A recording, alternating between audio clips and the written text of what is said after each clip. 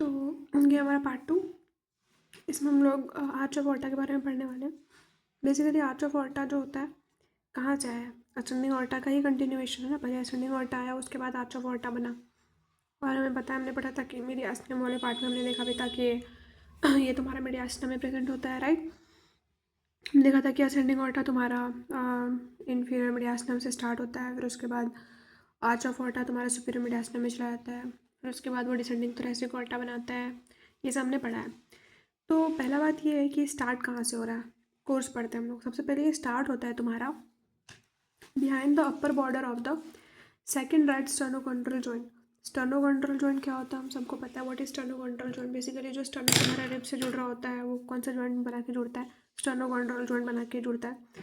तो जो तुम्हारा सेकेंड राइट वाले साइड में जो स्टर्नोकॉन्ड्रल जॉइंट है ना, उसके जस्ट पीछे में ही तुम्हारा ये आर्च ऑफ ऑल्टा स्टार्ट हो जाता है, ठीक है, बनता है, ठीक है बेसिकली। फिर उसके बाद हम लोग देखते हैं कि ये पहले ऊपर जाता है, फिर जाके ये क्या बनाएगा, पीछे चला जाता है, ऊपर बनाएगा। ये आर्च ऑफ ऑल्टा क्या बने, पहले असेंड करता है, फिर उसके बाद पीछे चला जाता है, कहाँ पे जाता है, फिर उसके बाद पीछे साइड में, और फिर उसके बाद जाता है बाइफरकेशन ऑफ ट्राई कहता है कि नीचे जाते रहते हैं, ठीक है। ये बेसिकली क्या करता है, जाते समय आर्च में बनाता है तुम्हारा रूट ऑफ द लंग्स के ऊपर। वो हम लोग जब रूट ऑफ लंग्स पढ़ेंगे ज़्यादा क्लियर हो जाएगा। उसके बाद अगर हम लोग देखेंगे तो it ends at the lower border of the fourth thoracic vertebrae. जो ये एंड कर रहा है, कहाँ पे एंड करता है, ये फोर्थ थोरैसिक वर्टेब्रे पे एंड करके खत्म हो जाएगा ये, और फिर कुछ और स्टार्ट जाता है। हम लोग को पता है एब्डोमिनल ऑर्टा भी जो होता है ना, बेसिकली वो भी तो इसी का ही एक्सटेंशन है ना, यही आगे जाके तुम्हारा सब बनाता है। उसके बारे में बाद में बात करेंगे, पहले ये बात क्लियर करो, ये समझ में। इसके बाद हम लोग देखेंगे कि इसके ब्रांचेस कहाँ से आ रहे हैं, ठीक है। ब्रांचेस तुम देख सकते हो कि यहाँ पे सबसे पहले left subclavian, left common carotid and ये ब्रेकियोसेफेलिक आता है, जो कि दो पार्ट में टूटता है तुम्हारा, left common, right common carotid and right subclavian में। ये राइट सबक्लेवियन से जो तुम्हारा राइट साइड में जो फर्स्ट और सेकंड इंटरकोस्टल स्पेस होता है ना, ये उसको सप्लाई करता है। सेम कंडीशन यहाँ पे भी हो रहा है। उसके बाद तुम्हारा 3, 4, 5, 6 से लेकर 11 तक पूरा का पूरा जो इंटरकोस्टल स्पेस है, ये सारा सारा का सारा इंटरकोस्टल, इसका जो ये जो ऑर्टा का ही ब्रांच इसको सप्लाई करेगा। जो 12th वाला होता है ना, उसको हम लोग इंटरकोस्टल आर्टरी नहीं बोलते हैं, बल्कि हम लोग उसको सबकोस्टल आर्टरी बोलते हैं 12th वाले को, ठीक है। जो 12th जो artery, the branch of artery from the aorta, या फिर the branch of aorta which is supplying the 12th और 12 intercostal space is known as subcostal artery, ठीक है। उसके बाद और भी ब्रांचेस आते हैं, जैसे कि तुम्हारा ब्रोंकियल आर्टरी का ब्रांच हो गया, इसोफेशियल आर्टरी, फिर मीडियास्टिनल आर्टरी, और फिर पेरिकार्डियल आर्टरी, ठीक है।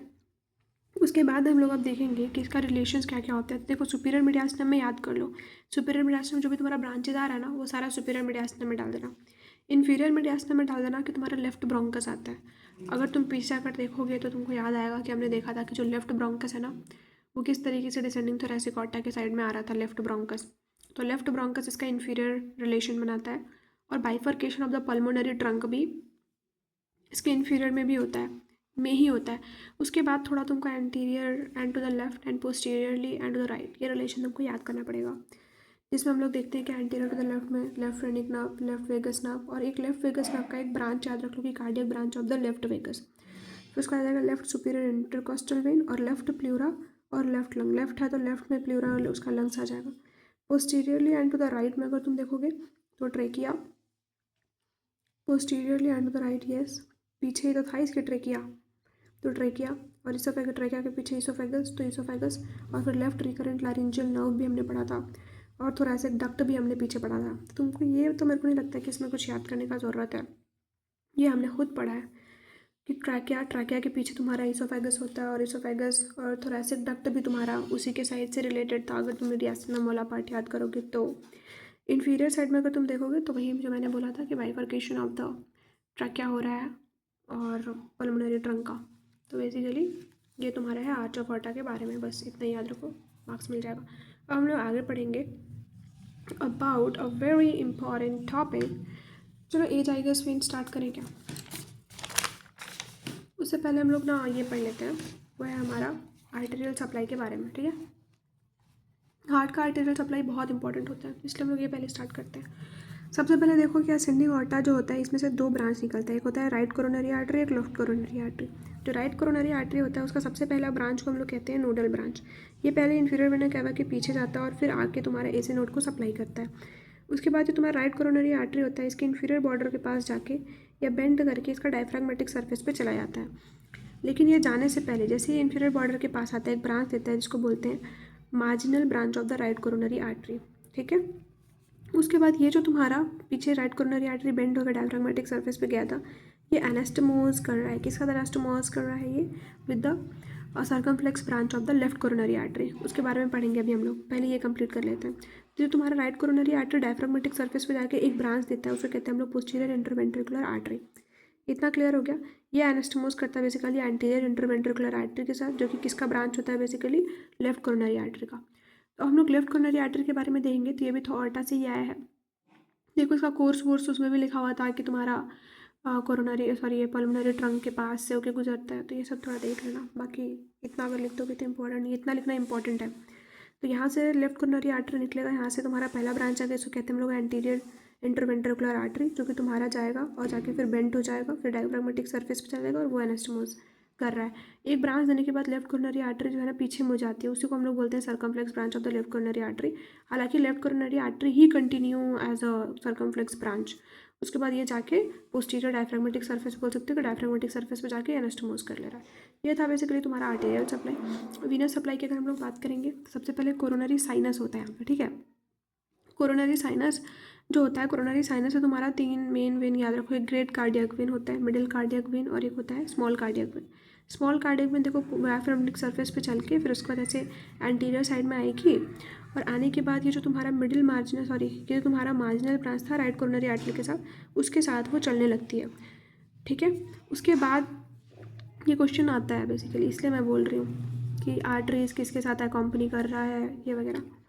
तो फिर उसके बाद हम लोग देखते हैं मिडिल कार्डियक वेन का। तो मिडिल कार्डियक वेन भी डायफ्रैग्मेटिक सरफेस पे चलेगा, और फिर उसके बाद यहाँ पे जो ग्रेट कार्डियक वेन था बेसिकली, ग्रेट कार्डियक वेन सबसे पहले posterior diaphragmatic surface basically diaphragmatic surface of heart के बाद जाके बेंड करेगा और आगे आ जाएगा, और फिर ये किसके साथ चल रहा है? तुम्हारा एंटीरियर इंटरवेंट्रिकुलर आर्टरी के साथ।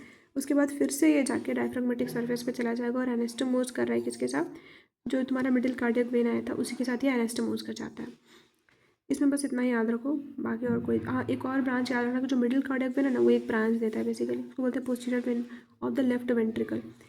तो ये posterior vein of the left ventricle ही है जो इसको पूरा का पूरा एक ब्रांच देता है। अब हम लोग थोड़ा सा ये देख लेते हैं कि आखिर ये सप्लाई कौन मतलब कहाँ कहाँ किसको किसको सप्लाई करता है। ये सब तो होगा कि बेसिक जो तुमको पता होना ही चाहिए, भूलना ही नहीं है। उसके बाद मैं तेरे को थोड़ा थोड़ा बता देती हूँ एग्जाम में कैसे लिख लेना। जैसे कि ये बता देना कि यहाँ पे कोर्स वोर्स तो लिखना ज़रूरी है ना। जैसे कि तेरा राइट कोरोनरी आर्टरी आया तो हम पहले ही बता रहे थे ना कि पल्मोनरी आर्टरी और जो तुम्हारा राइट ऑरिकल होता है बेसिकली उसके बीच में ये जो राइट कोरोनरी सल्कस होता है ये रन कर रहा होता है। ठीक है, राइट कोरोनरी सल्कस में रन कर रहा होता है। उसके बाद ये जाके फिर डायफ्रैग्मेटिक सरफेस पे ठीक है वो वाइंड करेगा, फिर पीछे चला जाएगा, एनास्टोमोज करेगा, ये सब लिखते हैं उसके कोर्स में। अब ब्रांचेस तेरे को पता ही है क्या क्या लिखना है। क्या ब्रांचेस पता है? देखो जैसे कि यहाँ पे ना पहले बताते हैं इसका आर्टेरियल ब्रांच देता है ये। देखो दो चीज़ मैंने नहीं बताया, एक आर्टेरियल ब्रांच और एक वेंट्रिकुलर ब्रांच। तो आर्टेरियल ब्रांच में लिख देना कि एंटीरियर पोस्टीरियर और लैटरल ब्रांच देगा। वेंट्रिकुलर ब्रांच में तुम्हारा एंटीरियर और पोस्टीरियर देगा। ठीक है, उसके बाद तुम्हारा ना जो राइट कोरोनरी आर्टरी होता है वो एक मतलब वो बनाता है एक सर्कल बनाता है पल्मोनरी ट्रंक के अराउंड में, तो उसको हम लोग कहते हैं एनुलस ऑफ विल्सन्स। उसके बाद अगर हम लोग देखेंगे कि इसका मेन हम लोग जो यहाँ पे पढ़ने आया है वो है ये कि एरिया ऑफ डिस्ट्रीब्यूशन क्या है इसका। बेसिकली ये ना राइट एट्रियम को सप्लाई करेगा बेसिकली, राइट। उसके बाद फिर वेंट्रिकल का ग्रेटर पार्ट को सप्लाई करता है बेसिकली। कौन सा वेंट्रिकल? Right ventricle. पर कौन से को नहीं कर रहा है ये? राइट एंटीरियर इंटरवेंट्रिकुलर को नहीं कर रहा है। समझ में आ रहा है? नहीं समझ में आया तेरे को? पहले मैंने बोला कि राइट एट्रियम को सप्लाई कर रहा है तो ठीक है। वेंट्रिकल्स का greater part of the right ventricle except adjoining interventricular groove, यहाँ पे कौन सप्लाई कर रहा है? क्योंकि एंटीरियर में तो anterior interventricular septum anterior interventricular artery supply करेगा ना, क्योंकि राइट कोरोनरी आर्टरी का ब्रांच नहीं है। तो ये राइट वेंट्रिकल के मैक्सिमम ब्रांच को मैक्सिमम पार्ट को सप्लाई कर रहा है एक्सेप्ट दैट पर्टिकुलर ग्रूव जो एंटीरियर इंटरवेंट्रिकुलर ग्रूव है जिसको ये वाला सप्लाई कर रहा है। फिर small part of the left ventricle को भी ये सप्लाई करता है। होल कंडक्शन सिस्टम जो हार्ट का होता है उसको सप्लाई करता है ये except a part of left branch of AV bundle. ठीक है, हम लोग लेफ्ट की बात करेंगे तो इसमें भी वही लिखो। अच्छा एक और चीज़ ना कि जो राइट कोरोनरी आर्टरी होता है वो एंटीरियर ऑर्टिक साइनस से ही अराइज होता है, और जो लेफ्ट वाला होता है वो लेफ्ट ऑर्टिक साइनस से अराइज होगा, याद रखना। इसका भी वही लिखो कि इसके पल्मोनरी ट्रंक और जो लेफ्ट ऑरिकल होता है बेसिकली उसके बीच से निकल रहा होता है। फिर वहीं से ये क्या होता है, एक ब्रांच देता है इंटरवेंट्रिकुलर आर्टरी का, ठीक है, जो इस ग्रूव में रन कर रहा होता है उसको सप्लाई करता है, मैंने बताया था। फिर उसके बाद ये जो होता है वो कंटिन्यू कर जाता है सर्कमफ्लेक्स, राइट सॉरी। उसके बाद मैंने बताया था कि it winds around the left border of the heart और कंटिन्यू करेगा एज लेफ्ट कोरोनरी सल्कस। मैंने बताया था ना भाई, क्या बताया था, लेफ्ट बॉर्डर में ऐसे टर्न करेगा ये कोरोनरी सर्कमफ्लेक्सेस का, और फिर यहाँ पे जो रन करा ना पीछे ये लेफ्ट कोरोनरी सल्कस है, तो उसमें ये रन करेगा और फिर टर्मिनेट कर जाएगा by anastomosis with the right coronary artery. देखो इसका जो सबसे बड़ा ब्रांच होता है ना वो एंटीरियर इंटरवेंट्रिकुलर ब्रांच होता है। फिर उसका इसका सर्कमफ्लेक्स ब्रांच आता है जो कि terminate part of the left coronary artery. अच्छा ठीक है ना, बस थोड़ा थोड़ा सा और देख लो कि क्या क्या लिखना है। लेफ्ट कोरोनरी में थे ना हम लोग, लेफ्ट कोरोनरी आर्टरी में, तो हमें तो पता ही है कि लेफ्ट कोरोनरी आर्टरी जो होता है वो अराइज करता है from the left aortic sinus से, ये मैंने पहले बता दिया है। पहले वो रन करेगा बिटवीन, आई गेस मैंने ये बता दिया है तुमको कि किस तरीके से तुम्हारा क्या क्या हो रहा है। ब्रांचेस बस इतना देख लो कि इसका ब्रांचेस के बारे में भी तुम्हें पता है, बस वही वाला आर्टेरियल वाला तुम्हारा थोड़ा याद कर लो कि जो आर्टेरियल ब्रांच एंटीरियर पोस्टीरियर और लैटरल ग्रूव में होता है।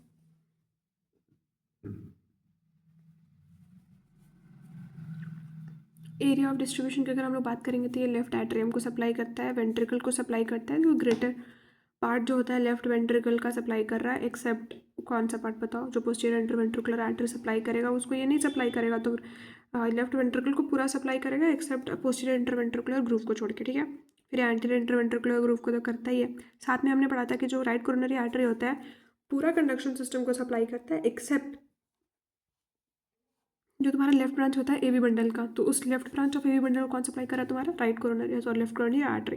कार्डियक डोमिनेंस के बारे में तुमको पता ही है कि कार्डियक डोमिनेंस जो होता है वो बेसिकली किसके बेसिस पे होता है, कि तुम्हारा जो पोस्टीरियर इंटरवेंट्रिकुलर आर्टरी है वो किसका ब्रांच है, वो जिसका ब्रांच रहेगा वही उसी वही बोलेंगे कि मतलब फिर हम लोग बोलेंगे कि राइट डोमिनेंस है या फिर लेफ्ट डोमिनेंस है, मतलब अगर राइट साइड से अगर वो आ रहा है तो राइट डोमिनेंट, अगर लेफ्ट कोरोनरी आर्टरी से आ रहा है तो लेफ्ट डोमिनेंट।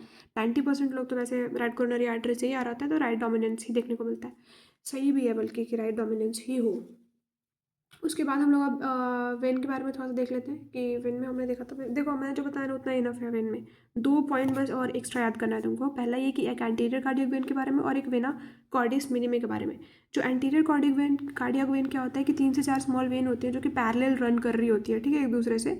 कहाँ पे, तो anterior wall of the right ventricle, जो राइट वेंट्रिकल होता है हमारा उसके एंटीरियर वॉल पे 3 से 4 स्मॉल पैरेलल वेन जो होती है वो रन कर रही होती हैं, जो कि डायरेक्टली ओपन होती है तुम्हारे राइट एट्रियम में। एक ये पॉइंट याद रखो। दूसरा है वेना कॉर्डिस मिनिमी, जो कि चारों चैम्बर में ना एक बहुत छोटे छोटे स्मॉल स्मॉल वैल्वुलर वेन प्रेजेंट होती है और वो भी डायरेक्टली ओपन हो रही होती है तुम्हारे राइट एट्रियम में। बेसिकली होता क्या है कि जितना भी सारा मैंने वेन पढ़ाया तुमको वो सारा का सारा पहले ड्रेन करता है तुम्हारा कोरोनरी साइनस में, उसके बाद ये जो एक थेबेसियन वेल्व के थ्रू ये राइट एट्रियम में जाके एंटर कराएगा, उसको पूरा का पूरा ब्लड डालेगा। लेकिन ये जो मैंने 2 तुमको बताया ना वे वेन, एक एंटीरियर कार्डियक वेन और एक वेना कॉर्डिस मिनिमी, ये तुम्हारा डायरेक्टली ही ड्रेन कर दे रहा है राइट एट्रियम में। ये इसका कोई ज़रूरत नहीं है इसमें कोरोनरी साइनस का, ये लोग खुद ही कर लेता है सब कुछ। अब हम लोग जो है राइट एट्रियम के बारे में थोड़ा सा पढ़ लेते हैं, ठीक है, कि व्हाट इज़ राइट एट्रियम। देखो राइट एट्रियम ना वो बहुत इंपॉर्टेंट टॉपिक होता है। इसके बारे में हम लोग को पता है कि भाई राइट एट्रियम एक ऐसा एट्रियम होता है, एक ऐसा पोजीशन होता है, एक ऐसा चैम्बर होता है बेसिकली हार्ट का, जहाँ पे सारा का सारा जो वीनस ब्लड होता है ना एंटर करता है। बस एक कुछ एक्सटर्नल फीचर्स याद रख लो कि ये बहुत इलोंगेटेड होता है, वर्टिकली प्रेजेंट होता है, ब्लड रिसीव कर रहा है बेसिकली ये सुपीरियर वेना कैवा से, इन्फीरियर वेना कैवा से, सुपीरियर वेना कैवा से ऊपर से और इन्फीरियर वेना कैवा से नीचे से। याद रखना इसका जो राइट बॉर्डर होता है ना बेसिकली वहाँ पे एक ना इसको मस्कुलर रिज टाइप का कुछ देखने को मिलता है, ये भी बोल सकते हो एक शैलो वर्टिकल ग्रूव देखने को मिलता है बेसिकली, जो कि हमारा सुपीरियर वेना कैवा से लेके इन्फीरियर वेना कैवा तक रन कर रहा होता है। ये जो तुमको ग्रूव मतलब जो बाहर से तुमको दिखाई देता है ना थोड़ा सा ग्रूव टाइप का, वो उसको हम लोग कहते हैं सल्कस टर्मिनालिस। बस सल्कस टर्मिनालिस आ क्यों रहा है, वो because of the intermuscular ridge की वजह से आता है, जिसको हम लोग क्रिस्टा टर्मिनालिस कहते हैं। ये भी तुम्हारा वैसे जुड़ा हुआ है सुपीरियर वेना कैवा से लेके इन्फीरियर वेना कैवा तक। जो अपर पार्ट होता है ना सल्कस का उसमें ऐसे नोड होता है, जैसे देख सकते हैं यहाँ पे कि सल्कस टर्मिनालिस आ ही क्यों रहा है, because of the muscular ridge, intermuscular ridge जो कि प्रेजेंट क्रिस्टा टर्मिनालिस कह रहे हैं, तो इसकी वजह से ये तुम्हारे यहाँ पे दिखाई देता है। बेसिकली राइट एट्रियम में कितने सारे इनलेट होता है देखो। एक तो हो जाएगा तुम्हारा सुपीरियर वेना कैवा के लिए, इन्फीरियर वेना कैवा के लिए, फिर उसके बाद जो तुम्हारा कोरोनरी साइनस खुलता है यहाँ पे, और फिर एक एंटीरियर कार्डियक वेन्स जो होता है ना, तो वो भी यहाँ पे खुलता है। तो बेसिकली ना 3 पार्ट में डिवाइडेड होता है, एक स्मूथ पार्ट, रफ पार्ट और एक इंटरनल सेप्टम होता है, ठीक है। तो जो बेसिकली तुम्हारे स्मूथ पार्ट होता है, सॉरी बेसिकली जो तुम्हारा रफ पार्ट होता है वो एंटीरियर होगा, पोस्टीरियर वाला तुम्हारा स्मूथ होता है। एंटीरियर वाला जो पार्ट होता है तुम्हारा रफ पार्ट, ये क्यों रफ है, बिकॉज ऑफ द मसल पेक्टिनिटी, ठीक है। और जो तुम्हारे पास यहाँ पे डेवलपमेंट जब तुम पढ़ोगे बेसिकली उसमें होगा, तो उस टाइम पे देख लेना कि कहाँ से ये डेवलप होता है। बेसिकली डेवलप होता है तुम्हारा प्रिमिटिव एट्रियल चैम्बर होता है, वहाँ से डेवलप होता है। वो तुम जब पढ़ोगे डेवलपमेंट तो वहाँ से क्लियर हो जाएगा। रफ पार्ट की अगर हम लोग बात करेंगे तो रफ पार्ट में जो होता है बेसिकली, सॉरी स्मूथ पार्ट जो होता है तुम्हारा पोस्टीरियर वाला, इसके पास ना सारा का सारा ट्रिब्यूटरीज जो यहीं पे आके खुलता है, except anterior cardiac vein. Anterior cardiac vein ना एंटीरियर वाले में यहाँ पे खुलता है, जबकि जो पोस्टीरियर वाला पार्ट है यहाँ पे सारा का सारा बाकी जितना भी ओपनिंग है सब यहीं पे होगा, जैसे सुपीरियर वेना कैवा का, inferior vena cava. Inferior vena cava जो होता है ना वो स्टेशन वाल्व के थ्रू यहाँ पे ओपन हो रहा होता है, और जो तुम्हारा कोरोनरी साइनस होता है वो तुम्हारे यहाँ पे विद हेल्प ऑफ थिवेसियन वाल्व यहाँ पे ओपन हो रहा होता है। फिर वेना कॉर्डिस मिनिमी भी होता है, वो भी तुम्हारे इधर ही आएगा, ठीक है। उसके बाद हम लोग अगर बात करेंगे तुम्हारा जो इंटरनल सेप्टम के बारे में बोल रहे थे, तो ये तुम्हारा ना इसमें फोसा ओवेलिस देखा है, फोसा ओवेलिस और इसका जो मार्जिन होता है इसको लिम्बस फोसा ओवेलिस कहते हैं। तो यही होता है तुम्हारा बेसिकली। इसके अंदर में यही लिख देना है इंटरनल सेप्टम में कि तुम्हारे पास डेवलप कहाँ से हो रहा है, तो जब तुम पढ़ोगे तो तुमको पता चलेगा कि सेप्टम प्राइमर और सेप्टम सेकेंडम से डेवलप होता है तुम्हारा ये। और लिख देना कि यहाँ पे ना एक फोसा ओवेलिस होता है जो कि एक शैलो डिप्रेशन होता है लोअर पार्ट में, और फिर उसमें देखो ये फोसा ओवेलिस और इसका जो मार्जिन होता है उसको लिम्बस ऑफ फोसा ओवेलिस कहते हैं। इसी के साथ हमारा ख़त्म होता है राइट एट्रियम। भाई I am telling you azygos में इतना इंपॉर्टेंट होता है ना। देखो यहाँ पे एच आई गस में सबसे पहले तो ये पता करो कि बनता किस चीज़ से है। देखो यहाँ पे इन्फीरियर वेना कैवा और ये जो right lumbar azygos vein होता है इन दोनों के मिलने से बनता है, ठीक है। तो यहाँ से तुम्हारा एच आई गस वेन बना from the right lumbar azygos vein और इन्फीरियर वेना कैवा से। और यहाँ पे वैसे तो कुछ लोग बोलते हैं राइट रेनल वेन भी, तो right renal vein inferior vena cava और right lumbar azygos vein से बनेगा। उसके बाद यहाँ पे बनने के बाद क्या क्या आता है यहाँ पे देख लो अच्छे से। एक आका तुम्हारे पास एक्सेसरी हेमियोजाइगस, एक होता है हेमियोजाइगस। बेसिकली यहाँ पे जो फर्स्ट इंटरकोस्टल स्पेस जो होता है वहाँ से ड्रेन करता है वो सबक्लेवियन में। इधर का भी not subclavian, I am really sorry, मैं थोड़ा और टाइप चली गई थी। यहाँ पे ये ड्रेन करता है तुम्हारा लेफ्ट और राइट ब्रेकियोसेफेलिक वेन के अंदर में, है ना। जैसे कि यहाँ पे और जो सेकंड थर्ड फोर्थ होता है वो भी इसी में ड्रेन करेगा लेफ्ट साइड वाला, लेकिन जो राइट साइड वाला है ना वो तुम्हारा सेकंड थर्ड फोर्थ एक ही ब्रांच बनाकर और ड्रेन करता है तुम्हारा एज आइगस में। फिर 5 6 7 8 9 10 11 सारे एज में ड्रेन करेगा राइट साइड का, और 12th वाला भी ड्रेन करता है, लेकिन इसका नाम तुमको पता है कि राइट सब कुछ वेन होगा। उसके बाद यहाँ से आप बस इतना याद रखो कि जो तुम्हारा एक्सेसरी हेमियोजाइगस उसमें 5 से 8 तक ड्रेन करता है, और जो तुम्हारा हेमियोजाइगस वेन होता है उसके अंदर में तुम्हारा 9 10 11 12, जिसको 12 को ऑब्वियसली हम लोग लेफ्ट सबकोस्टल वेन कहते हैं, वो ड्रेन करता है। इसके अंदर में बस इतना ही पढ़ना है। इसका जब लिखोगे आंसर तो याद रखना कि राइट वाला अलग लिखना, लेफ्ट वाला थोड़ा अलग लिखना। उसके बाद इंटरकोस्टल वेन के इंटरकोस्टल नर्व के बारे में पढ़ते हैं। सबसे पहले यहाँ पे देखो हमें पता है कि सबसे बाहर में तुम्हारा एक्सटर्नल इंटरकोस्टल मसल, फिर इंटरनल इंटरकोस्टल मसल, फिर इंटरकोस्ट फिर उसके बाद इनर मोस्ट इंटरकोस्टल मसल्स आता है। इसमें 3 मसल्स होता है, सबकोस्टैलिस, इंटरकोस्टैलिस, इंटीमिया, फिर स्टर्नोकोस्टैलिस, ठीक है। उसके बाद हमें क्या देखना है इसमें कि यहाँ पे क्या होता है कि एक न्यूरोवैस्कुलर प्लेन होता है, तो यहाँ से ये जो हमारा इंटरकोस्टल नर्व निकलेगा न्यूरोवैस्कुलर प्लेन में। फिर उसके बाद एक ब्रांच देता है लैटरल क्यूटेनियस ब्रांच। फिर ये जो लैटरल क्यूटेनियस ब्रांच होता है वो 2 पार्ट में divided, posterior division, anterior division. और फिर ये आगे आकर जो तुम्हारा जो इंटरकोस्टल नर्व होता है ये एंटीरियर में स्टर्नम के पास आके एंटीरियर क्यूटेनियस ब्रांच देता है, जो कि 2 पार्ट में डिवाइड होता है, लेटरल डिवीजन और मिडियल डिवीजन। ये इसके साथ एनास्टोमोस करेगा, और मिडियल वाले अलग जो अपोजिट साइड का जो मिडियल डिवीजन था उसके साथ एनास्टोमोस कर लेता है। तो ये तुम्हारा हो गया इंटरकोस्टल नर्व के बारे में। थोरैसिक इनलेट के बारे में मैंने पहले ही बता रखा है। अब पढ़ते बेसिकली ना डायफ्राम को हम लोग आउटलेट ऑफ द थोरैक्स भी कहते हैं। इसमें जो चीज़ें इंपॉर्टेंट होती है मैं सिर्फ वो बता देती हूँ। पहला जो diagram banana is very important. इसमें ना 3 मेन ओपनिंग होता है, मेजर ओपनिंग। एक होता है तुम्हारे पास वेना कैवल ओपनिंग, फिर होता है तुम्हारा इसोफेजियल ओपनिंग, और फिर aortic opening. Voice of America से तुम इसको याद कर सकते हो।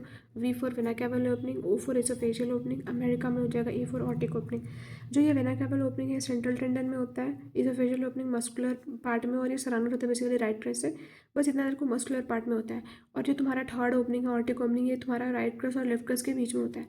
वेना केवल ओपनिंग से क्या क्या चीज़ें पास हो रही होती है? वेना केवल ओपनिंग से इंफीरियर वेना केवा और राइट फ्रेनिक नर्व पास हो रहा होता है। जब हम लोग फ्रेनिक नर्व पढ़ रहे थे पार्ट 1 में, हमने वहाँ पे दिखाया था किस तरीके से इंफीरियर वेना केवा के साथ राइट फ्रेनिक नर्व भी वेना केवल ओपनिंग से एंटर करा था डायफ्राम में। फिर उसके बाद दूसरा पार्ट जो हमारा इसोफेजियल ओपनिंग में, तो हमको पता है कि इसोफेजियल ओपनिंग में क्या क्या जाएगा, इसोफेगस जाएगा और फिर जाता है तुम्हारा राइट और लेफ्ट वेगस नर्व जाता है, और एक जाता है तुम्हारा oesophageal branch of left gastric artery.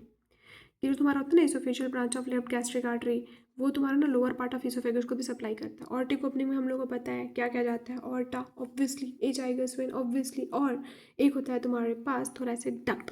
ठीक है, ये हमने पढ़ा था कब, जब हम लोग थोरैसिक डक्ट पढ़ रहे थे उसे मैंने बताया था, फोटो वोटो सारा बना के तेरे को दिखाया था मैंने कि कैसे इस ऑर्टिक ओपनिंग से पास हो रहा था।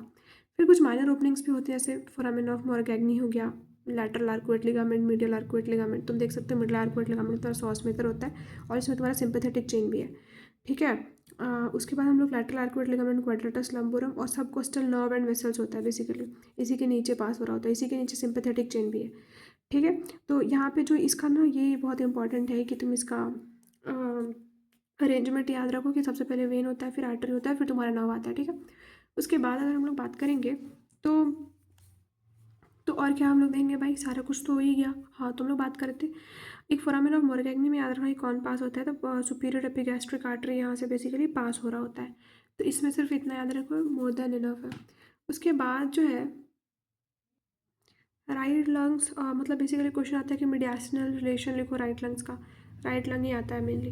ये देखो तुम्हारा ईसोफेगस है, तो यहाँ से याद रखना कि राइट लंग में ये सारे रिलेशन है, डायग्राम याद रखो, सब याद रहेगा। ईसोफेगस, ये ट्रैकिया और ईसोफेजियल और ट्रैकिया, ट्रैकियो ईसोफेजियल ग्रूव के अंदर में राइट वेगस नर्व पास हो रहा होता है। फिर यहाँ पे देखो आर्च ऑफ एजाइगस वेन आएगा, फिर तुम्हारे पास ये हाइलम आएगा, फिर राइट एट्रियम का इंप्रेशन, फिर superior vena cava, inferior vena cava, और ये हो जाता है तुम्हारे पास राइट फ्रेनिक नर्व। उसमें ना बस उतना ही लिख देना काफ़ी रहेगा। उसके बाद हम लोग देखते हैं कि right lung, root of lungs. Root of lungs में सबसे पहले राइट लंग में देखोगे तो क्या क्या आएगा, ये तुम्हारा ना वायो पॉइंट ऑफ व्यू से बहुत इंपॉर्टेंट होता है। मैम पूछती है अगर लंग्स के बारे में, उन्होंने उठवा दिया ना लंग्स, तो ये पूछेगी, तो अच्छे से याद रखना। सबसे पहले इसके ऊपर जो आर्च बना रहा होता है वो आर्च ऑफ एजाइगस वेन बना रहा होता है। जबकि तुम्हारा अगर लेफ्ट में देखोगे तो हम लोग को पता है ना कि लेफ्ट में तुम्हारा ऑर्टा होता है, राइट में एजाइगस वेन, तो राइट में कौन बनाएगा, एजाइगस वेन, और लेफ्ट में रहता तो ऑर्टा बनाता। यहाँ पे ना देखो हम लोगों ने पढ़ा था कि जो राइट साइड का होता है ना, जो बहुत ही वो वर्टिकल टाइप का होता है। राइट वाला जो ब्रोंकस होता है वर्टिकल होता है, स्मॉल होता है, तो इसलिए ना इसको मतलब दो पार्ट में डिवाइड करके यहाँ पे ऐड भी करता है। तो हमने ये पढ़ा था कि जो राइट साइड का, इतना दिमाग ही मत लगाओ, बेसिकली जो राइट साइड का ब्रोंकस होता है उसको दो पार्ट में डिवाइड करते हैं, एक एपार्टीरियल ब्रांच और एक हाइपार्टीरियल ब्रोंकस और एक एपार्टीरियल ब्रोंकस। ठीक है, तो ये क्या होता है इसमें अगर कोई पूछ देगा, फिर बीच में देखो यहाँ पे पल्मोनरी आर्टरी होता है, इधर साइड में ये कौन सा साइड हो जाएगा बोलो, एंटेरो इन्फीरियर पोजीशन। तो एंटेरो इन्फीरियर पोजीशन में तुमको पल्मोनरी वेन दिखेगा और इधर तुम्हारे को एक ब्रोंकियल आर्टरी दिखेगा। कोई पूछ देगा कि सबसे हाईएस्ट स्ट्रक्चर क्या है इसमें, तो हो जाएगा एपार्टीरियल ब्रांच। ठीक है, फिर यहाँ पे जो तुम्हारा है ना, इसको पल्मोनरी लिगामेंट कहते हैं। ये बेसिकली एडिपोज टिश्यू से तुम्हारा पूरी तरीके से फिल्ड रहता है। ये बेसिकली एक एनाटॉमिकल डेड स्पेस होता है for the expansion of pulmonary vein. ठीक है, उसके बाद यहाँ पे आते हैं हम लोग लेफ्ट लंग के रूट के बारे में आते हैं। तो सबसे पहले इसके ऊपर जो आर्च बना रहे हैं वो है तुम्हारा आर्च ऑफ ऑर्टा। यहाँ पे भी तुमको दो पल्मोनरी वेन दिखेगा, वहाँ पे एक ब्रोंकियल आर्टरी दिख रहा था, यहाँ पे दो ब्रोंकियल आर्टरी दिख रहा है, फिर यहाँ पे पल्मोनरी आर्टरी दिख रहा है। और ब्रोंकस तुम्हारे पास क्या है, एक ही ब्रोंकस हो गए थे, तो लेफ्ट प्रिंसिपल ब्रोंकस देखने को मिलेगा। यहाँ पे दो ब्रोंकियल आर्टरी जो है वो बेसिकली डायरेक्ट ब्रांच होता है डिसेंडिंग ऑर्टा का। और वहाँ पे जो एक ब्रोंकियल आर्टरी आ रहा था ना, वो तुम्हारा किसका ब्रांच था, जो थर्ड पोस्टीरियर इंटरकोस्टल आर्टरी था ना, उसका ब्रांच होता है ये तुम्हारा एक ब्रोंकियल आर्टरी। हालांकि ये इंपॉर्टेंट नहीं है कि किसका ब्रांच है किसका नहीं है, बस तुमको ना ये डायग्राम बना देना और इसको बस एक्सप्लेन कर देना थोड़ा कि कहाँ पे क्या क्या है, बस नाम लिख देना अच्छे से। फिर पल्मोनरी लिगामेंट में भी यहाँ पे भी सेम ही है कि यहाँ पे ये एडिपोज टिश्यू से भरा हुआ रहता है, एनाटॉमिकल डेड स्पेस है बेसिकली ये, ताकि for the expansion of pulmonary veins expand कर सकें, तो एज एनाटॉमिकल डेड स्पेस की काम कर रहा है। तो ऐसा कर करके सारी चीज़ें बस लिख देना। हम लोग पढ़ेंगे ब्रोंकोपल्मोनरी सेगमेंट के बारे में, जो कि बहुत इंपॉर्टेंट होता है एग्जाम पॉइंट ऑफ व्यू से। तो इसमें तेरे को याद क्या रखना है, देखो पहले याद रखना कि एक ब्रोंकोपल्मोनरी सेगमेंट का मतलब क्या होता है। वो portion of the lung which is aerated by one tertiary bronchus, उसको हम लोग बोलते हैं एक ब्रोंकोपल्मोनरी सेगमेंट। क्या होता है कि portion of the lungs which is aerated by, मतलब मान लो कि इतना पोर्शन ऑफ द लंग्स है जो कि एरेट कर रहा है एक टर्शरी ब्रोंकस, तो ये पोर्शन ऑफ द लंग्स जो होगा इसको कहेंगे हम लोग bronchopulmonary segments. Basically bronchopulmonary segment जो होता है वो सेगमेंट होता है लंग का विच is aerated by one tertiary bronchus. ठीक है, उसके बाद हम लोग देखते हैं कि जो ब्रोंकोपल्मोनरी सेगमेंट्स होता है ये सेपरेटेड होता है with the help of septa, pulmonary septa बोलते हैं इसको। जो पल्मोनरी सेप्टा होता है ना वो विसरल प्लूरा बनाता है। हमने पढ़ा है ना कि लंग्स में एक पैराइटल प्लूरा और विसरल प्लूरा होता है। तो यहाँ पे जो तुम्हारा विसरल प्लूरा होता है वो बेसिकली क्या करता है, वो बनाता है तुम्हारा ये सेप्टा बनाता है, पल्मोनरी सेप्टा बनाता है तुम्हारा, ठीक है। दिखने से ही लग रहा है कि पिरामिडल शेप का होता है और इसका जो होता है एपेक्स किस साइड में होता है, हाइलम ऑफ द लंग्स के साइड में होता है। हम लोग सारे ब्रोंकोपल्मोनरी सेगमेंट को ड्रेन कर सकते हैं अगर पेशेंट्स को, मतलब by placing the patients in the left या फिर लैटरल पोजीशन में। तो हम लोग पेशेंट को बोलेंगे कि या फिर तुम लेफ्ट या फिर लैटरल पोजीशन में सो जाओ भाई, और उसके बाद हम लोग ड्रेन कर देंगे तुम्हारा सारा ब्रोंकोपल्मोनरी सेगमेंट्स को, क्योंकि ऐसे करने के बाद they can easily B suction down. दूसरा चीज़ ये याद रखो भाई कि जो ये ना सर्जिकली रिसेक्टेबल होते हैं बहुत आसानी से। मतलब क्यों भाई, क्योंकि यहाँ पे एक सर्जिकल प्लेन ऑफ सेप्टा है, इसलिए याद रखना है कि जो ब्रोंकोपल्मोनरी सेगमेंट है इसके अंदर में तुमको पल्मोनरी आर्टरी भी दिखेगा, तुमको ब्रोंकियल आर्टरी भी दिखेगा, एक तुमको टर्शियरी ब्रोंकस भी दिख रहा है, पर पल्मोनरी वेन नहीं दिखता है, क्योंकि पल्मोनरी वेन जो होता है वो इंटरसेगमेंटल होता है, मतलब सेगमेंट्स के बीच में रहता है, ब्रोंकोपल्मोनरी सेगमेंट्स के बीच में सारा का सारा प्रेजेंट रहता है, ठीक है। ये डायग्राम बना देना। अब यहाँ पे ना अब आता है कि भाई और क्या लिखेंगे इसमें, तो याद रखना कि इसमें ये भी लिख सकते हो तुम कि ये जो बेसिकली होता है ना, तुम पहले तो राइट लंग और लेफ्ट लोब, देखो चाहो ना तो डायग्राम बना देना इसका, बट इतना इंपॉर्टेंट नहीं है। बट इसका ना अलग से भी क्वेश्चन आ जाता है कि ये तुम बताओ मेरे को कि नंबर और डिस्ट्रीब्यूशन बताओ बेसिकली ब्रोंकोपल्मोनरी सेगमेंट्स का। तो देखो राइट लंग में तुम्हारा ना 10 होता है, और जो लेफ्ट लंग है ना उसमें भी ऑलमोस्ट 10 ही होता है। हाँ 9, कभी कभी 9, कभी कभी 8, कभी 10 भी हो जाता है, मतलब वेरिएबल होता है थोड़ा लेफ्ट लंग का, लेकिन 10-10 ही हम लोग मान कर चलते हैं। इसके लिए एक ट्रिक है, ए पाम एस पाम, और जो लेफ्ट लंग है उसके लिए ए पाम, जो एल एम है इसके जगह पे तुमको बस ऐसा ही कर देना है, बाकी और कोई चेंज नहीं है। बेसिकली यहाँ पे क्या है, ए फॉर वॉट, एपिकल। सबसे पहले जब तुम स्टार्ट कर रहे हो ना तो यहाँ पे ए फॉर एपिकल आएगा, पी फॉर पोस्टीरियर, फिर अब जो आएगा ना तब एंटीरियर देना। पहले एपिकल लिखो ए फॉर, फिर एंटीरियर, फिर लैटरल, मीडियल, फिर उसके बाद तुम्हारा क्या आ जाएगा, सुपीरियर, फिर से पोस्टीरियर आ रहा है, लेकिन पोस्टीरियर तो यहाँ पहले भी आ गया, तो इसलिए इसको बेसल में ऐड करना, posterior basal, antero basal, anterior basal, lateral basals, medial basal, ठीक है। सेम कंडीशन यहाँ भी करो, एंटीरियर वहाँ पे, बस यहाँ पे सुपीरियर इन्फीरियर बीच में घुसा दिया है। आई बात समझ में?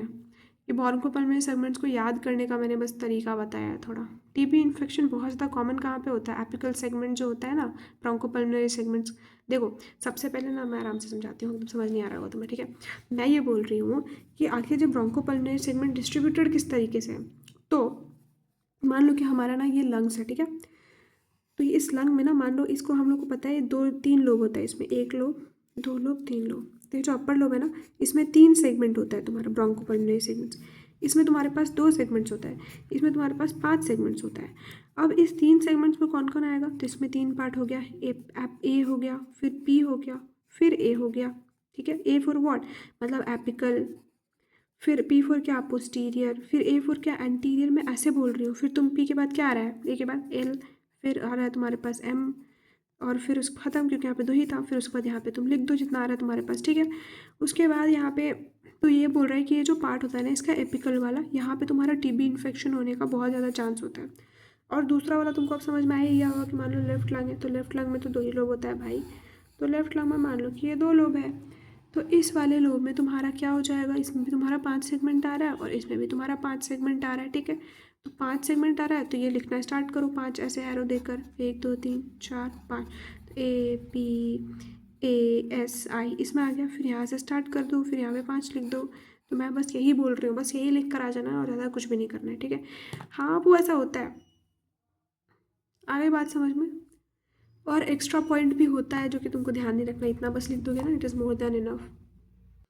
तो अगर तुम लोगों को ये वीडियो समझ आया हो, अच्छा लगा हो, तो लाइक करो, सब्सक्राइब करो, शेयर करो और इसको फैलाओ इस वीडियो को, ठीक है। और अगर तुम लोगों को नोट्स चाहिए ना मेरा, तो फिर कमेंट करो, नोट्स भी मिल जाएगा।